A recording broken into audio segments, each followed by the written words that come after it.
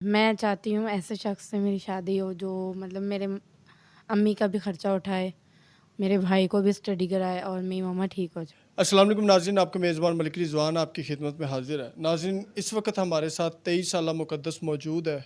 इतनी दर्दनाक कहानी है कि आप सुनकर परेशान हो जाएंगे कि एक बापर्दा पढ़ी लिखी लड़की आखिर वीडियो में आई तो आई क्यों। जिनके वालिद साहब हैं उनकी डेथ हो चुकी है। इनकी वालदा हॉस्पिटल में दाखिल है और इस वक्त वो बीमारी की आखिरी कंडीशन तक पहुंच चुकी हैं कि उनको ऑक्सीजन लगाए जा रहे हैं, उनको आईसीयू में बार बार भेजा जा रहा है और इस तरह की हालत ख़राब हो चुकी है कि प्राइवेट हॉस्पिटल वालों तक ने भी जवाब दे दिया है कि पैसों के बगैर इसका कोई इलाज भी नहीं हो सकता।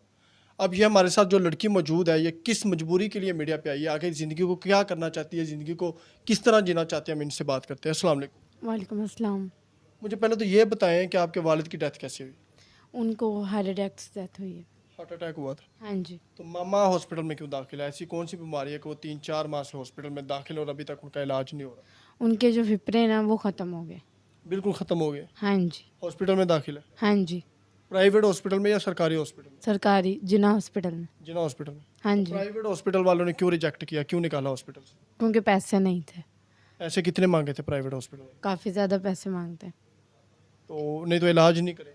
हाँ जी, ऐसा ही। तो सरकारी हॉस्पिटल में दाखिल करवाने का क्या फ़ायदा जब तक वहाँ पर भी अच्छा इलाज नहीं है? वहाँ पर तो ज़ाहिर सी बात, इतनी बड़ी बीमारी में मुब्तला है, वो ज़्यादा से ज़्यादा ड्रिप लगा लेंगे, नालियाँ लगा देंगे, इसके अलावा आगे आईसीयू होगा, इसके अलावा ऑक्सीजन थिएटर होगा, काफ़ी कुछ होगा, तो वो कैसे मैनेज करेंगे? बस पैसों की बात है सारी। पैसे नहीं है इसलिए इधर रखा हुआ है इन्हें। घर में कौन कौन है? घर में मैं और एक मेरा छोटा भाई है। भाई क्या करते हैं? भाई स्टडी करता था लेकिन अब वो भी नहीं करता। आप क्या करती हैं? मैं जॉब करती हूँ। कौन सी जॉब? मैं स्टोर लाइन में जॉब करती हूँ। कितनी तनख्वाह ले रही? मेरी तनख्वाह है 15,000। 15,000 तनख्वाह? हाँ जी। घर अपना रेंट पे? रेंट पे कितना रेंट है? 10,000। 15,000 तनख्वाह, 10,000 रेंट, 5,000 का क्या करती हैं? बिजली का बिल गया? हाँ जी, ऐसा ही।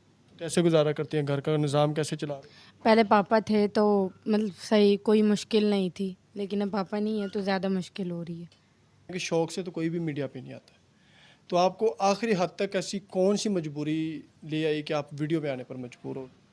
मैं यही चाहती हूँ कि मेरी कोई हेल्प करे बस, ताकि मेरी मम्मा ठीक हो जाए। मम्मा ठीक हो? हाँ जी। तो आगे ज़िंदगी का क्या सोचा है? ज़ाहिर सी बात है, कोई शख्स आपकी हेल्प करता है आपके पास, क्योंकि आपके रिश्तेदार भी नहीं है, माँ बाप भी नहीं, माँ आपके हॉस्पिटल में दाखिल है, मामू चाचू कोई भी नहीं है, तो आगे आपने ज़िंदगी को कैसे गुजारना? ज़ाहिर सी बात है, आपकी शादी करने की उम्र है, तो आगे कोई शख्स भी आपको चाहिए होगा। ज़ाहिर सी बात है, ऐसे तो किसी पर आप यकीन भी नहीं कर सकते हैं कि कोई एवं यार अगर आके मुझे प्रपोज़ करे और मैं उससे शादी कर लूँ।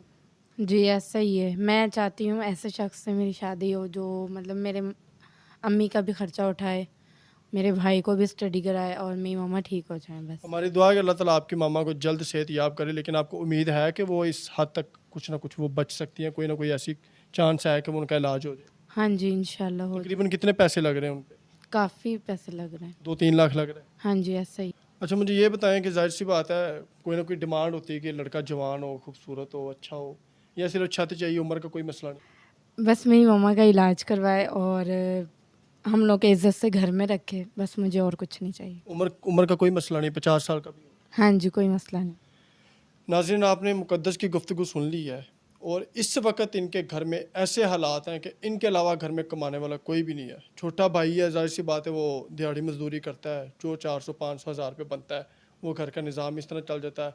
हॉस्पिटल जाते जाते किराया लग जाता है, वापस आते आते किराया लग जाता है, वालदा अपने के लिए कोई फ्रूट वगैरह लेके चले जाए, उधर लग जाते हैं। तो ये जो 15,000 रुपये कमा रही है, उसमें से 10,000 रुपया घर का रेंट, जो कि 3-4 माह हो गए इनकी अम्मा के इलाज की वजह से, उस घर का रेंट तक इन्होंने नहीं दिया है। और इस वक्त ये इसीलिए मीडिया पे आई है कि इनका जो 50-60 हज़ार रुपये का कर्ज़ है, लाख 1.5 लाख रुपए के साथ इसकी अम्मा का इलाज हो जाए, उनकी ज़िंदगी बच जाए आपके तवस्सुल से और आपकी दुआओं से, तो मेरा ख्याल है कि आपसे अच्छा मुस्लिम और इनसे अच्छी इज़्ज़तदार लड़की इस दुनिया में नहीं है।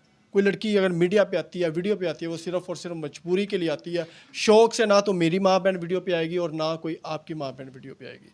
तो यही मजबूरी इनको इन हद तक ले आते हैं। भीख मांगने से ये वाला जो हमारा प्लेटफॉर्म है, जो हमारा चैनल है, ये 100 गुना बेहतर है।